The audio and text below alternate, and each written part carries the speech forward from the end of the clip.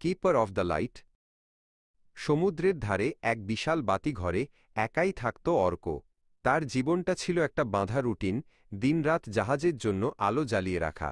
কিন্তু প্রযুক্তির এই যুগে তার প্রায়ই মনে হতো তার এই কাজটা কতটা জরুরি। সে নিজেকে সমুদ্রের বিশালতার কাছে এক ক্ষুদ্র বিন্দুর মতো মনে করত। কিন্তু একদিন উইন বেলায় এমন এক ঝড় ধেয়ে এলো যা তার সব হিসাব পাল্টে দিল। আকাশটা যেন একটা কালো চাদরে ঢেকে গেল, আর সমুদ্র দানবের মতো গর্জন করতে লাগল। বাতিঘরের দেয়ালে আছড়ে পড়া প্রতিটি ঢেউ যেন অর্কর আত্মবিশ্বাসে আঘাত হানছিল। ঝড়ের এক ভয়ঙ্কর ঝাপটায় বিকট শব্দ করে বাতিঘরের মূল আলোটা নিভে গেল। চারদিকে নেমে এলো এমন এক অন্ধকার যা শুধু বাইরের আলোই নয়, অর্কর ভেতরের আশার আলোও নিভিয়ে দিল। তার মনে হল, সব শেষ, আমি ব্যর্থ।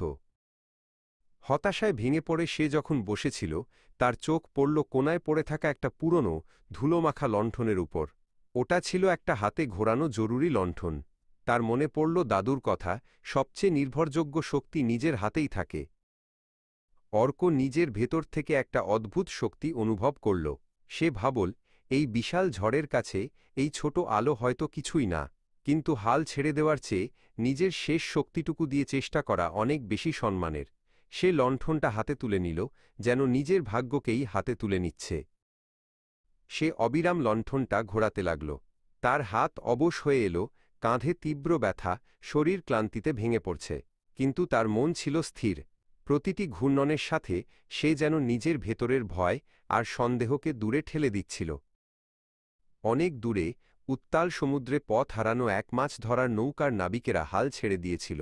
ঠিক তখনই দিগন্তের অন্ধকারে তারা একটা ক্ষীণ মিটমিটে আলো দেখতে পেল। ওটা কোনো বড় বাতিঘরের আলো ছিল না, কিন্তু সেই মুহূর্তে ওটাই ছিল তাদের কাছে পুরো পৃথিবী। সেই ছোট কিন্তু স্থির আলোটাকে অনুসরণ করে নৌকাটি একটু একটু করে তীরের দিকে এগোতে লাগল। ধীরে ধীরে ঝড়ের তেজ কমে এলো। ভোরের প্রথম আলো যখন ফুটল, তারা দেখল তারা নিরাপদে তীরের কাছাকাছি পৌঁছে গেছে। জেলেরা বাতিঘরে এসে অর্ককে খুঁজে বের করল।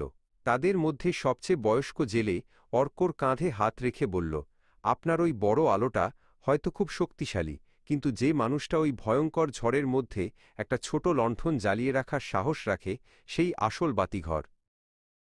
অর্ক তার ক্লান্ত, ব্যথা হওয়া হাতের দিকে তাকাল। সে বুঝতে পারল, আসল শক্তি কোনো যন্ত্রে থাকে না, থাকে নিজের ইচ্ছা শক্তিতে।